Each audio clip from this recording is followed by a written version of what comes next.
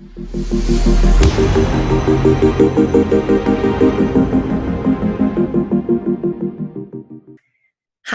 my name is Gibson, and I'm the owner and founder of the Personal Development School.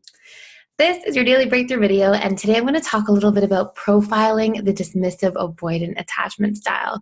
So this is for like the patterns I see as for the general dismissive avoidant attachment style individual. Some of these patterns will be shared with the fearful avoidant. I'll highlight them when they are for the most part. Actually, for all of them, I'll make sure I say like, and the fearful avoidant can have some of these qualities and traits as well. But this is for, if you're not sure, if you're in the early dating stages of a relationship and you're not sure if your partner might be a dismissive avoidant. This is for if you are, trying to help a friend or family member or connect to them and you're not sure why there's this disconnect or what's going on, or a sibling. I guess that's still a family member. But it's for you to recognize what the dismissive avoidant patterns are and what they really look like. So this is like going to be an in-depth, detailed video. Before I start, super quick, I'm super excited about this. We are launching the online version of the Personal Development School October 2nd. So we're like developing all these cool strategies right now and getting everything super organized. Literally only this time ever, we have $49 a month memberships. So it's $49 a month for unlimited courses when you enter into the school. For 2 live group coaching calls a week. So like literally I'll be there doing live calls for like your questions and answers about specific courses and just in general. And then those webinars will be recorded and posted on there on a regular basis. So you'll have access to all these ongoing webinars all the time. All the courses come with workbooks, unlimited course access for the membership specifically, processes to reprogram core wounds, any aspect of your subconscious mind. There's processes for every single course, usually 4 or 5 of them to target very specific areas of your life. And also this online forum for community. So there will be a place you can post, connect with people in your area. There are little breakout opportunities for mastermind groups that want to develop with other like-minded people. So this is all set up and it's literally $49 a month. So after this, it's going to be quite a bit more expensive. So we're just literally doing this right now for our first online launch. So if you haven't already, please click the link that's in the description below to reserve your online space so that when we launch October 2nd, you'll have this link that gives you this coupon code, the discounted rate, and you'll be able to come in and get organized and launch. So I will be so excited to meet you guys, to have you, and just to connect and learn about everybody. And it's been amazing to just run a whole bunch of stuff online lately and just connect with so many incredible people. So I am going to go through all the content now. So first and foremost, some of the things that you'll notice about the dismissive avoidant upon first meeting them. So you'll often notice that they are a little bit cold upon first meeting them. They can be slow to warm up, and they may not be like super cold all the way through. Like you sort of get these different types because all of this occurs across a spectrum basically. So you'll get some dismissive avoidants that are really cold when you meet them, and they're very sort of standoffish and kind of really keeping their distance and very slow to warm up. Or sometimes you'll get dismissive avoidants who can be a little bit social and outgoing, but you'll notice that when you try to connect on an emotional level or ask deep questions or personal questions or connect beyond like an intellectual or social level, when the emotions get involved, you'll feel like you have this very strong wall that you just can't quite like penetrate. And really what it is them intentionally keeping this distance either at a conscious or subconscious level, because it's been a coping mechanism for them. Sometimes dismissive avoidance as well, you'll see will like ignore bids. So you might see like a family member doing this or a friend doing this to somebody in their romantic relationship, but they can also do this to all people, not just romantic relationships, where maybe somebody says, oh, it's a nice day outside, and they just don't really respond. Or, hey, what are you doing? And they just won't kind of answer, or they'll be like, oh, nothing, or it's just very short. So they kind of reject bids a lot. And a lot of this is because they're very much in their own world and they just don't respond well to bids at times. Fearful avoidance can do this also, but a lot less. You'll see this as like sort of a feature of many dismissive avoidants. Again, this is a spectrum, but for the vast majority of them, this is very common. You might see that they don't feel their emotions very much. If you try to ask them, oh, what are you feeling? They'll usually answer in like what they're thinking. They'll use a lot of thinking-based terms. They won't express like, oh, I feel this today, or I felt that yesterday when that happened. It's very much like if they do express and share, it's like, yeah, I think this about this. And it tends to be very factual too when they're sharing, not so much sharing about their emotions and experiences, but about their opinions, about facts, about it won't be as much of an expression of themselves a lot of the time as it is an expression of their view of the world, or how they think things are or work or could be improved, or facts that they learned that they're sharing and distributing. Like, you'll see a lot more of that as a general rule. And again, this isn't like always, you will get dismissive avoidants that share, but just the ratio for how much they're sharing things like that versus how much they do share feelings will be dependent on how much they trust the person, how close they are to a person over time, and how safe that person has made them feel over time, and sort of like how well you know them. And it will also be a lot to do with the ratio will still be like how dismissive avoidant they are, if that makes sense, dependent on how dismissive avoidant they are. A lot of dismissive avoidants tend to love fiction. They tend to love like movies, fiction novels, fantasy novels, romance, science fiction. I see a lot, books, and all they tend to love, like, they have these rich fantasy worlds. And often, if they're not in the rich fantasy world, in a book, in a movie, in their computer, in a game, in something like that, in the science fiction something, then they tend to be, or into articles too. They can be into articles and stuff. News, dismissive avoidants generally like anything that's like short and has like this like readable, there's facts, things like that. They tend to also gravitate towards. But they also tend to have these rich fantasy worlds in their mind. A lot of them like will imagine like characters or people, and usually this is when most dismissive avoidants are a bit younger. It tends to go away as they get older, but usually when they're younger, they tend to have these very rich like fantasy worlds, because remember, your brain gets its needs met not just in the present, but also in the memory of the past or the fantasies in the future, the projected future. So the brain can create, let's say, for example, for the dismissive avoidant who's not getting their needs met and doesn't feel safe or really great about getting their needs met through romantic relationships, we might create this like fantasy world where they are a character and they have this romantic relationship with another character. And usually the core features you'll see about the dismissive avoidance fantasy world is that they tend to relate to their needs, like what needs are being met from the 6 basic human needs that Tony Robbins will talk about sometimes.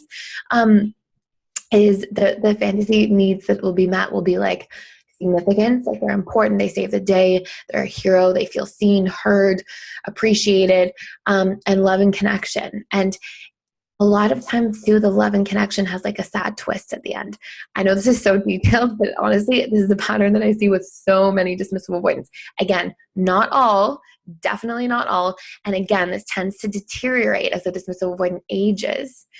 But it is something that I see a lot of, and it's very common. So they also live in their head with facts and ideas and thinking about different things and their opinions. They also are very analytical. They tend to pick things apart. They want things to be like quantifiable. Like a lot of dismissive avoidants will do things like, if you were to say, let's say you're anxious or you're fearful and you're more emotionally expressive. Let's say that you are like, yeah, that really triggered me, like an 8 out of 10. The dismissive avoidant might turn around and be like, where does the scale start? Does the scale start at 0 or does it start at 1? And what does 10 mean? And is 5 neutral or is 5, you sort of like, and they need to like break things down all the time, which is so interesting. And they really need to sort of like pick things apart. And part of this is like this coping mechanism to feel safe and comfortable in this world that's not so fluid, but that's predictable and they can control it to a certain degree. Because a lot of them had a feeling of lack of control at a very young age when their attachments were beginning. Dismissive avoidants as well, they avoid criticism, and they also try to like get rid of conflict or avoid conflict as much as possible. Or if they're in the conflict, they're more about how can I make the conflict end as quickly as possible, as opposed to being like, let me speak my mind and feel heard. Like they're more like, let me just get this over with. I'll do whatever I have to do. Again, not always, and not necessarily to that extreme, but that tends to be like a motivator in there around conflict on a fairly regular basis. And when dismissive avoidants feel criticized, they really take like don't take criticism well, it really stings and hurts them. And their natural response is to withdraw. So you may not even know that you hurt them so much. High level dismissive avoidance, the ones that are very, very dismissive avoidant on this spectrum, often struggle with depression in their later lives, kind of feeling like a bit frozen, like almost in this freeze mode. And then like less dismissive avoidant individuals tend to struggle with low level anxiety that they may not even be aware that they feel quite often, but they tend to have anxiety that's generally like a 4 out of 10, let's say. And if a dismissive avoidant watches this, they're going to be like, on what scale and for what reason? Anyways, but let's just say like a low level anxiety. Okay. So not something that's really hard, not something where you're feeling super anxious, but somewhere where it's like, yeah, I do notice I get anxious quite often. And there are other emotions. Literally, they have emotional patterns that are quite unique as well. Other human beings experience these emotions, but these tend to be like very much in like the daily life of the average dismissive avoidant. Let's say somebody who's smack in the middle of the spectrum of dismissive avoidance specifically. They will have irritation a lot, impatience a lot, irritability, annoyance. I sort of joke with people who are dismissive avoidant that I know that are close to me that they can become quite fussy, like just sort of, like all of a sudden really flustered and kind of like irritated quite easily. Sometimes they'll make you feel like you are annoying them. And if you don't recognize that this is like one of the quite charming and endearing qualities about a dismissive avoidant, and that it's, coming from their own stress and their own frustration and really has nothing to do with you, then it's easy to personalize. If you don't know anything about attachment styles, it can be really challenging. So it's good to note. I laugh because I've had this conversation with so many people and all these sort of memories come into mind of people recognizing that. They can seem very emotionally stable when you first meet them until you know them a little bit better. And then it turns out they can be quite emotionally repressed instead. So even though their lives are going like this, a lot of them are just very much, masters at repressing their emotions. And so they can keep going on with life and keep coping, but they're not necessarily tuning in and tapping into how they're feeling. Dismissive avoidance as well, they're always trying to escape into things. So because they're trying to escape those emotions. So they're like in their computer, in their phone, in their game, in their head, in their fantasy life, and they're very much not present in their reality a lot of the time. They wake up and right away they turn on the news and they look and they read and they go into the game on their phone, and then they get on the computer, and then they go dive into work, and then they, there's a lot of like being connected to things a lot more than people. Some dismissive avoidants will like be obsessed with their boat or their car or their, they tend to derive emotional connection to a certain degree, or feelings of connection through materials or through doing things, because that was often how they got their needs met at a very young age, is they didn't feel like people were safe or predictable, and those things were, and so they found their solace in those, and their solace in those things. So let's see what else. They won't respond well, as a general rule, to any overexpression of your emotions. Because you're making them feel, because they tend to be quite empathetic at a deeper level as well, though you may not ever recognize it because they don't necessarily show or communicate feelings very much. But like when you feel a lot and you express it, it overwhelms them, because they've spent a lot of their personality structure trying not to feel. So they need to like push you away as a subconscious strategy to push those feelings away. And so they don't like when other people feel too much around them or express too much around them, and they also feel like they don't know what to do. And a lot of them will say things like, oh, it's too dramatic, it's too emotional. But I mean, everything's going to feel quite dramatic or emotional compared to the average dismissive avoidant, because if you're repressing a lot, then anything that's expressing in any way is going to feel, by juxtaposition or by comparison, is going to feel like, ooh, that's a lot, and it's going to feel like hard for the dismissive avoidant. So they are often not present in reality. I mentioned that they tend not to plan ahead very much, which is so interesting. So some dismissive avoidants do, and usually it's like the ones that are a little bit less dismissive avoidant, like they can be good planners when they get out of that dismissive avoidance, when they're just low-level dismissive avoidant as a general rule. But high-level dismissive avoidants hardly plan at all.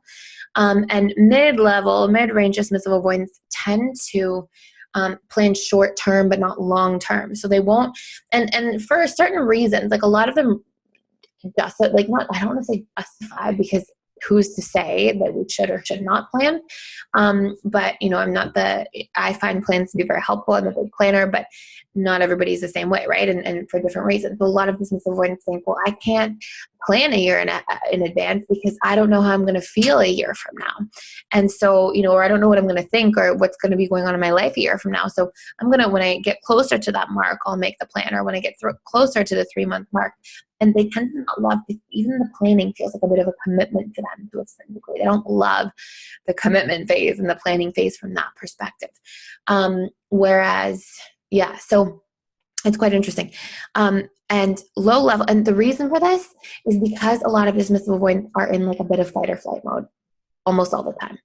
So there's this general feeling like they, think of it this way. I won't get too far into like the why because I want to stay on the topic, but if you don't already know this from so many of my other videos talking about dismissive avoidance, there's a lot of emotional neglect in childhood, and one of our only biological fears is the fear of abandonment.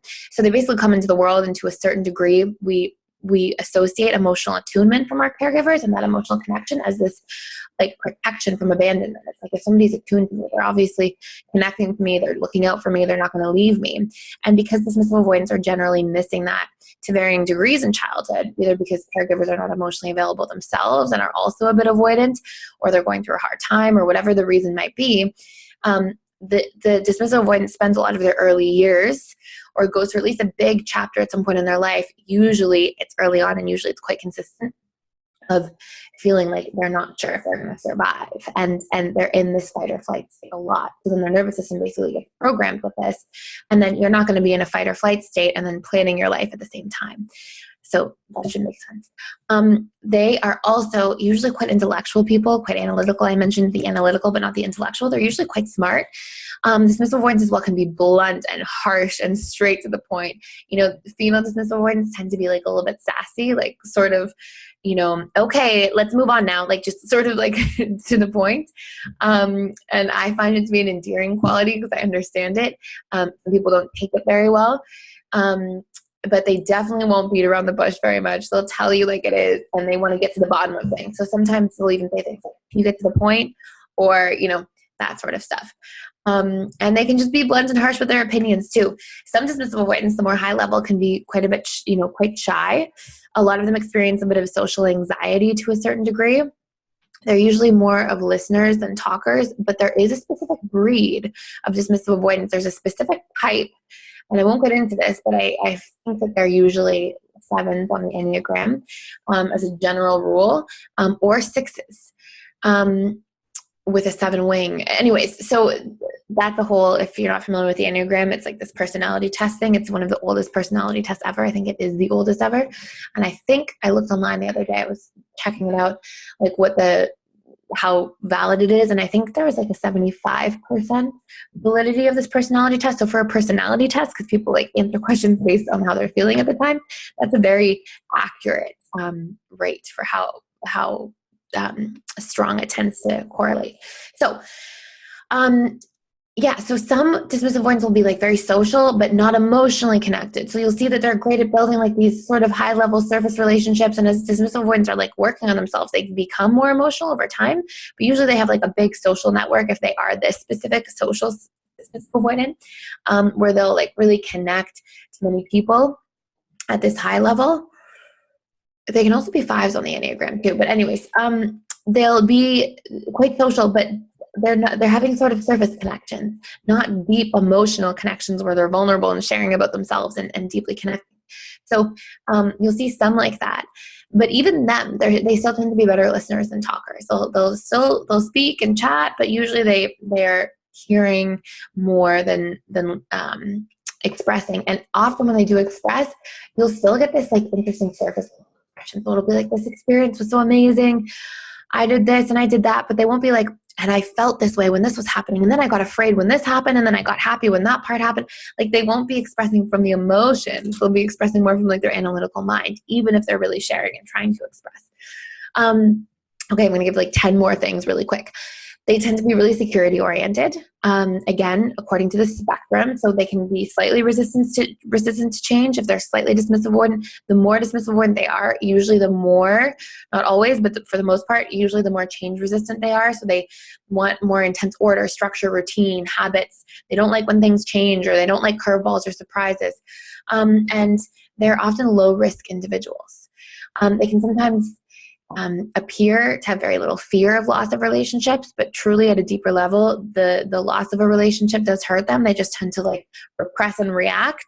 So like, oh, let me meet somebody new right away, or I'm going to start building my life in this direction. I don't have to even think about that or feel about that. And they're just repressing, and they seem like they move on quickly, or they bounce back, or they don't, but really they do feel, and they're just repressing quite well. And some of that stuff will come up 3-4 months later.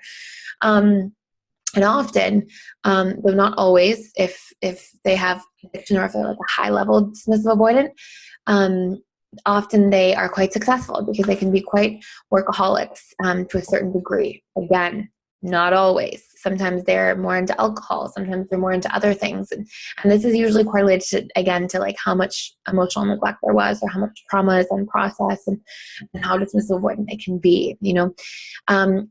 They also tend to want praise. They want validation. They want recognition, but not in a narcissistic way, not where it's like at all costs, all the time. My life is built around that part of my identity. More like I want recognition, approval, validation. I want to feel like I matter, because they tend to equate that with love, but they don't like to be like center of attention all the time, center, you know, star of the room. They want to feel like in their close relationships they're getting some of that on a fairly consistent basis, kind of low level, like nothing too extreme. So they want to be seen as significant, again, but not to extremes. They value their freedom and they fear commitment. You know this probably already, but they talk a lot about like freedom this and freedom that, and the fearful avoidant does that a lot too. But they will value their freedom, and they will fear commitment, like big time. You know, they'll get close, and then their feelings get, you know, they'll be dating and getting closer and closer, and then their feelings, you know, get repressed or put down, you know, pushed away, or things like that. They often, I won't say this always, but I see this seriously a lot, like a lot. And I'm not sure like how much of this is a coincidence or whatever it might be, but they often get into relationships where they either know that the person's far away, and so there's like a distance between them, like a long distance relationship, and that's a safe way for them to start because they don't have to be too close to the person. Or they'll just tend to get into relationships that like have some kind of like problem. Like they'll open up only when the relationship for sure will end in a month because the person is moving away. Or they'll open up when, you know, it's a long distance relationship and they're going back to their home and their space again. They tend to open up like a lot at the beginning of relationships in that honeymoon phase, like connect, and then they pull way back when they start to feel like that person has some kind of emotional power over them, or they have to be vulnerable to that person. So things like distant relationship, or relationships with some kind of challenge, where it might not work ahead of time, and they know that's when they tend to be the most open.